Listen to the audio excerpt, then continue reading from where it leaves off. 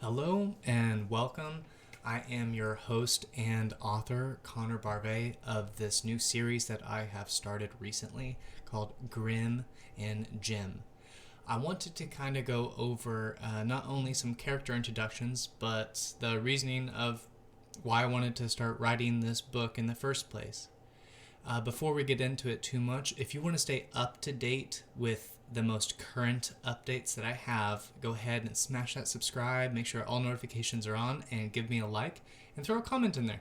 Let me know how I'm doing, even if it is constructive criticism or just some criticism. I don't mind it at all. I love to read it, and I'm excited to jumpstart this and see how it turns out. The reason behind even writing this book of Grim and Jim was really just a creative outlet. I have a lot of writings that I do and have been writing for a very long time, and it's about time that I get those things out there and get them on paper. So for this, I wanted to make character introductions before I made audiobooks that will go along chapter by chapter. So essentially, I want to go over the characters and kind of just little things that you won't really see in the book or hear in the book. While I'm mentioning the book, I am working on an ebook that will be on Amazon, and Future will hold a hardback copy that everyone can get, and I hope we all get to that point. Very exciting stuff. So, without waiting too long, why don't we just jump right into it? So like I said, this is our introduction to Grim and Jim on just the chapter 1, and I will include character introductions in all the chapters before I have a audiobook to go along with it. So Grim, he doesn't have an apathetic attitude, but he is snarky with a lot of his responses. He is older than Jim. He is the oldest one. Being brother and sister. He has long white hair, and he doesn't really like to brush it. Not really. He wears a black kimono with green sigils imprinted around the trim and on the base of the kimono. He has green eyes and a deepened voice. Always in a mood to eat food, like always. He cannot stop consuming food. He loves it.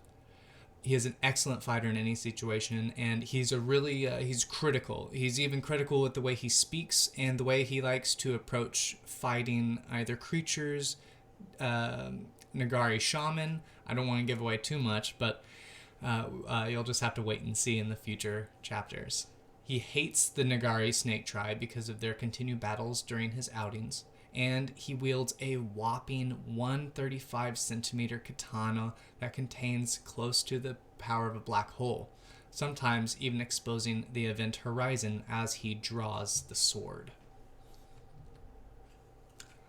Jim, she's quiet. She likes to presume herself being sweet to the appearance, but she actually holds a deep hatred for the universe inside of herself.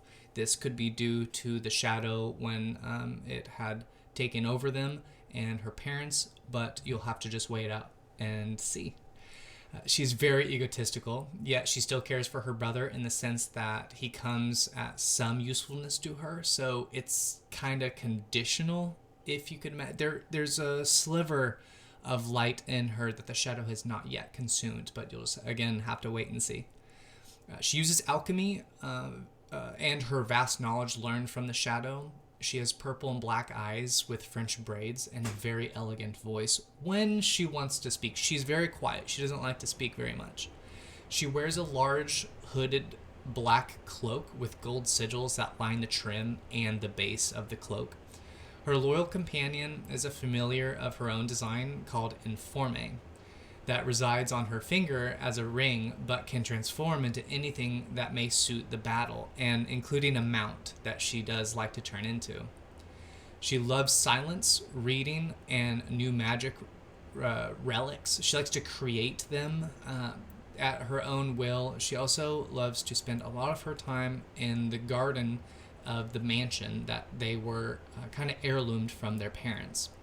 She wields a staff and her relics that she creates of her own design when necessary that have incredible powers. And like I said, she likes to spend her time creating these types of relics for her own advantage, either in battle or just because she wants to kind of dump her mana into a relic that she can later use. So I hope you enjoyed that introduction to this series.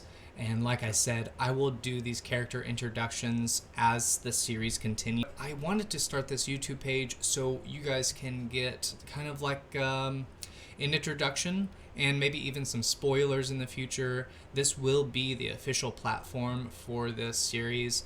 And like I said, in the future, I'm excited to release the hardback copy and future character design. I'm always interested in doing that. So I will catch you on the flip side, and I'm excited to see the responses and likes and whatever have you coming forward after the audiobooks and the audiobooks, ebook, and hardback comes out. So thank you very much. I am the author, Connor Barvey, and your host, and we'll see you later.